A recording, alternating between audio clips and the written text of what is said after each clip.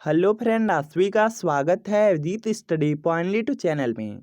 आज की इस वीडियो में यूपी बीएड के एडमिशन 2025 से रिलेटेड बात करने वाले हैं।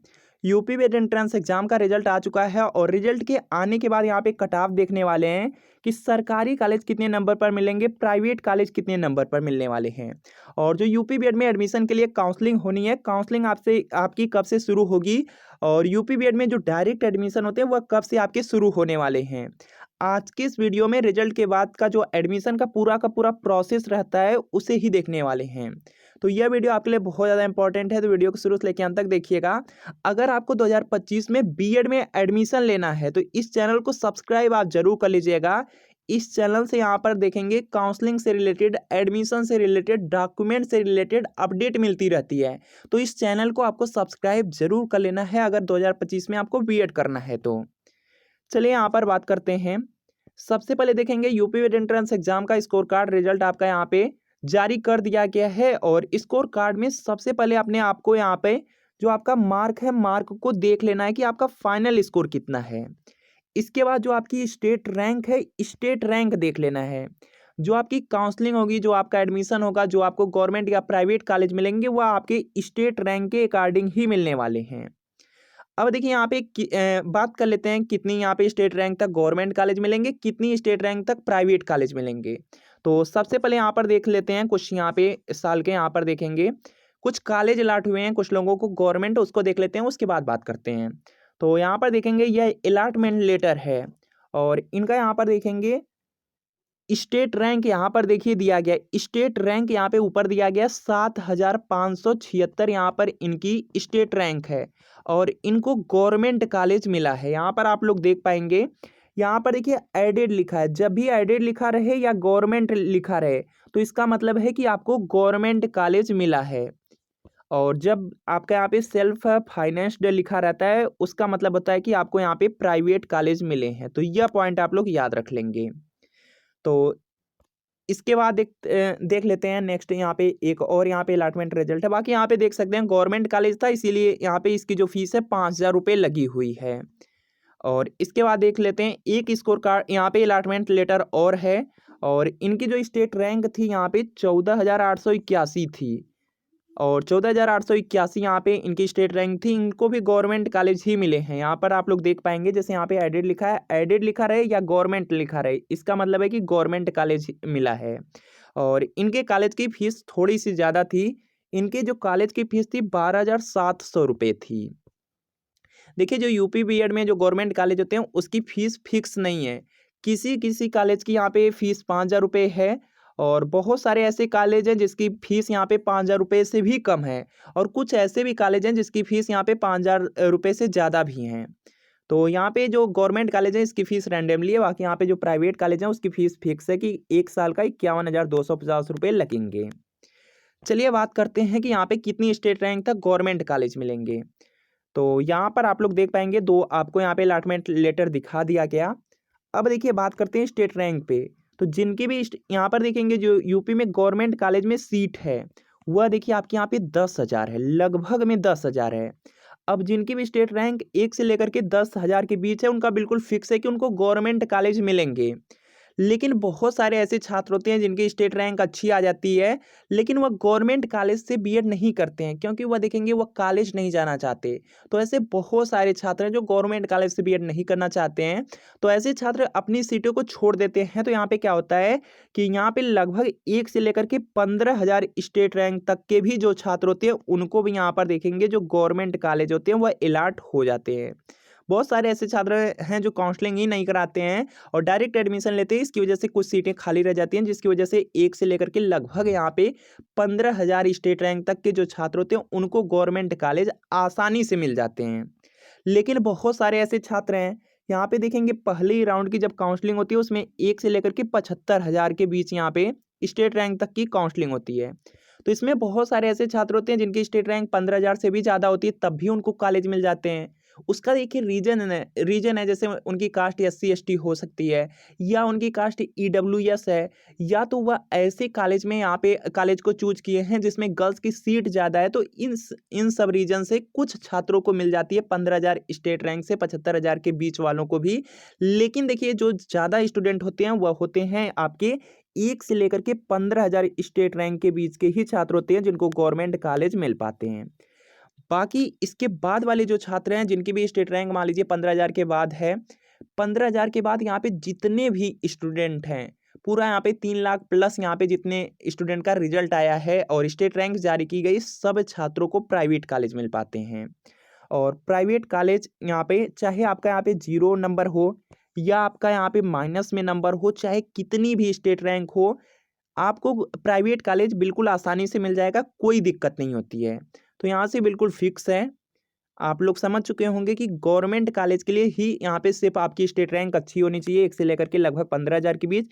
बाकी प्राइवेट कॉलेज में कोई दिक्कत नहीं है, 15,000 के बाद कितनी भी आपकी स्टेट रैंक है आराम से यहाँ पे यहाँ पे जो प्राइवेट कॉलेज है वो आपको मिल जाएंगे। चलिए यहाँ पे और भी पॉइंट हैं जिस पे बात कर लेते हैं। यहाँ पर देख लेते हैं काउंसलिंग आपकी कब से स्टार्ट होगी। और देखिए एक पॉइंट और है कि यहाँ पे कितने नंबर की बात कर ली जाए। तो इस बार देखिए जो आपकी कट ऑफ रही है यह देखिए कितनी रही है। तो यहाँ पे देख सकते हैं इनका यहाँ पे 252.66 यहाँ पे मार्क है और इनके जो यहाँ पे स्टेट रैंक आई हुई है 3,894 आई है। अब बात करते हैं कि जो 10,000 स्टेट रैंक है वह लगभग कितने नंबर पर आई है। तो आपको बहुत पहले ही जब आपका यहाँ पे पेपर हुआ था उसी समय बता दिया गया था कि लगभग यहाँ पे जो 10,000 स्टेट रैंक है वह लगभग आपकी यहाँ पे 230 नंबर तक रहने वाली है। 230 जिनके भी नंबर होंगे लगभग में उनकी स्टेट रैंक 10,000 होगी और उनको गवर्नमेंट कॉलेज मिलेंगे।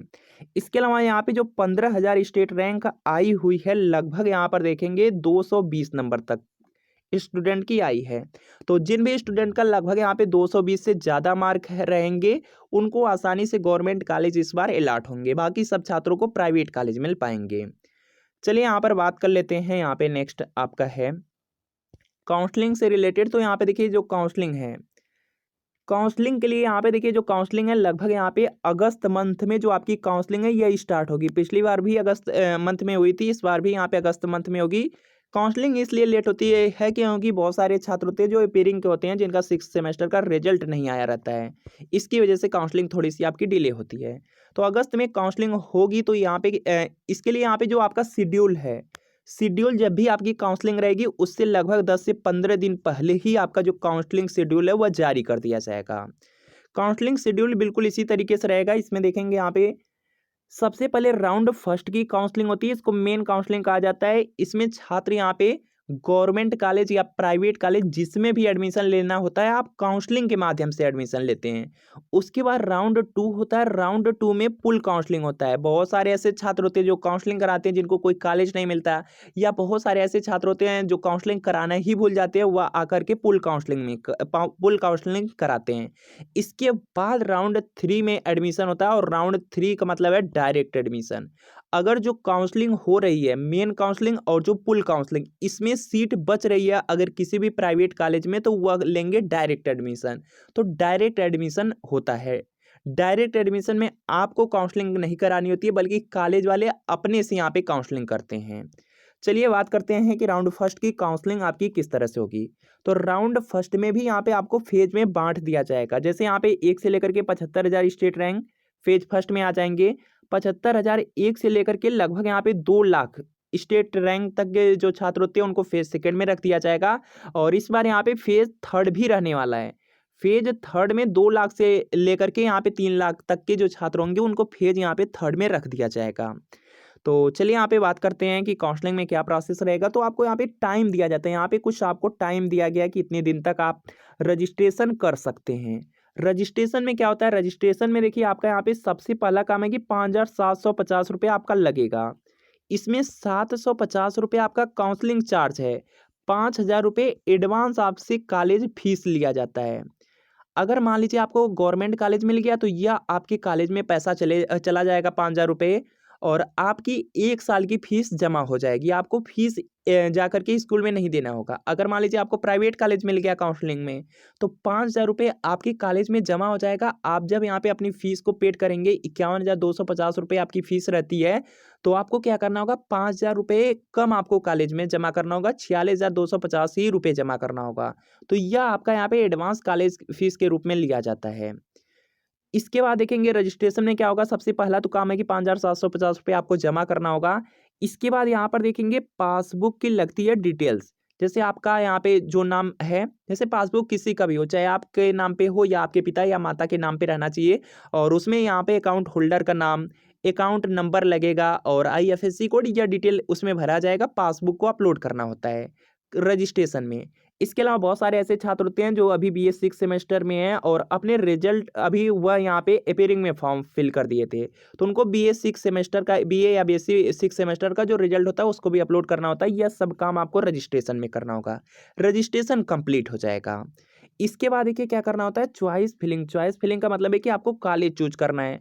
अब बहुत सारे ऐसे छात्र हैं जो गवर्नमेंट कॉलेज चूज करना चाहते हैं, तो वह गवर्नमेंट कॉलेज चूज कर सकते हैं। बहुत सारे ऐसे छात्र हैं जो सिर्फ यहाँ पे प्राइवेट कॉलेज में एडमिशन लेना चाहते हैं, वह प्राइवेट कॉलेज को काउंसलिंग में चूज कर सकते हैं। बहुत सारे ऐसे छात्र हैं जो एडमिशन गवर्नमेंट कॉलेज में लेना चाहते हैं, लेकिन उनकी यहाँ पे नंबर कम आ गई, स्टेट रैंक ज़्यादा आ गई, तो ऐसे छात्र क्या कर सकते हैं कि शुरू में गवर्नमेंट कॉलेज यहाँ पे सेलेक्ट कर सकते हैं, लास्ट में कोई प्राइवेट कॉलेज सेलेक्ट कर सकते हैं। अगर यहाँ पे अगर गवर्नमेंट कॉलेज में सीट खाली रहेगी तो उन्हें गवर्नमेंट कॉलेज मिल जाएगा। अगर गवर्नमेंट में सीट नहीं है तो यहाँ पे जो प्राइवेट कॉलेज है वो उनको अलॉट कर दिया जाता है, तो इस तरह से एडमिशन ले सकते हैं।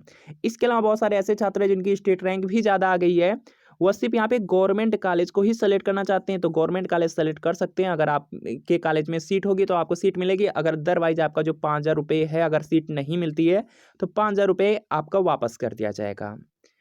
चलिए यहाँ पे बात करते हैं, या तो हो गया चॉइस फिलिंग, कॉलेज आप लोग चूज कर लिए। उसके बाद यहाँ पर आपको प्रॉपर एक डेट दी रहती है कि इस डेट को आपका कॉलेज अलॉटमेंट हो जाएगा। जो आप कॉलेज चूज करेंगे उन्हीं में से कोई एक कॉलेज आपको मिल जाएगा।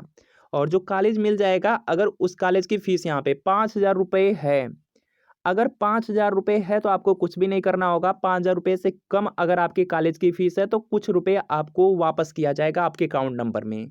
और मान लीजिए 5,000 रुपये से ज़्यादा आपके कॉलेज की फीस है तो वह आपको यहाँ पे जो फीस होगी वह आपको पेड करना होगा। यहाँ पे टाइमिंग दिया रहेगा, उस टाइमिंग में पेड करेंगे। उसके बाद जाएंगे अपने कॉलेज में, आपको जो भी कॉलेज अलॉट रहेगा उसमें जा करके अपना डॉक्यूमेंट वेरिफिकेशन कराएंगे, वहीं तुरंत आपका एडमिशन कर लिया जाएगा और पूरा आपका यहाँ पे प्रोसेस खत्म हो जाएगा। उसके बाद सीधे क्लासें चलने लगती है। तो यही देखिए प्रोसेस आपका फेज़ फर्स्ट में होता है, यही प्रोसेस फेज़ सेकंड में होगा और अगर यहाँ पे फुल काउंसलिंग कराएँगे तो यही प्रोसेस होगा। बाकी इसके बाद यहाँ पर देखेंगे जो डायरेक्ट एडमिशन है उसके लिए बिल्कुल लास्ट में शेड्यूल आता है। जब यहाँ पे पूरी सीटें बच जाती हैं काउंसलिंग खत्म हो जाती है, उसके बाद डायरेक्ट एडमिशन होते हैं।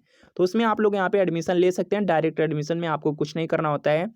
आपको जाना होता है किसी भी प्राइवेट कॉलेज में जाना होता है, वहाँ पे बात कर लेते हैं कि वो कितनी फ़ीस लेंगे और वहाँ पे क्या करना होता है कि कुछ फ़ीस उनको एडवांस में दे देना होता है और वह अपने अकॉर्डिंग आपका एडमिशन कर लेते हैं, डायरेक्ट एडमिशन। तो उसमें भी कोई प्रॉब्लम नहीं होती है। काउंसलिंग से एडमिशन लीजिए या डायरेक्ट एडमिशन लीजिए, आपको कोई प्रॉब्लम नहीं होती है। दोनों बिल्कुल सेम ही कोर्स रहता है, उसमें कोई प्रॉब्लम नहीं है। बाकी यहाँ पर देखेंगे इसके बाद स्कॉलरशिप के फॉर्म आते हैं, चाहे प्राइवेट हो या गवर्नमेंट, आप लोग उसको भर देंगे और आपकी स्कॉलरशिप भी आ जाएँगी। तो इससे रिलेटेड अगर आपका कोई भी डाउट रह गया हो तो आप लोग कमेंट कर लीजिए। तो मिलते हैं फ्रेंड आपसे नेक्स्ट वीडियो में।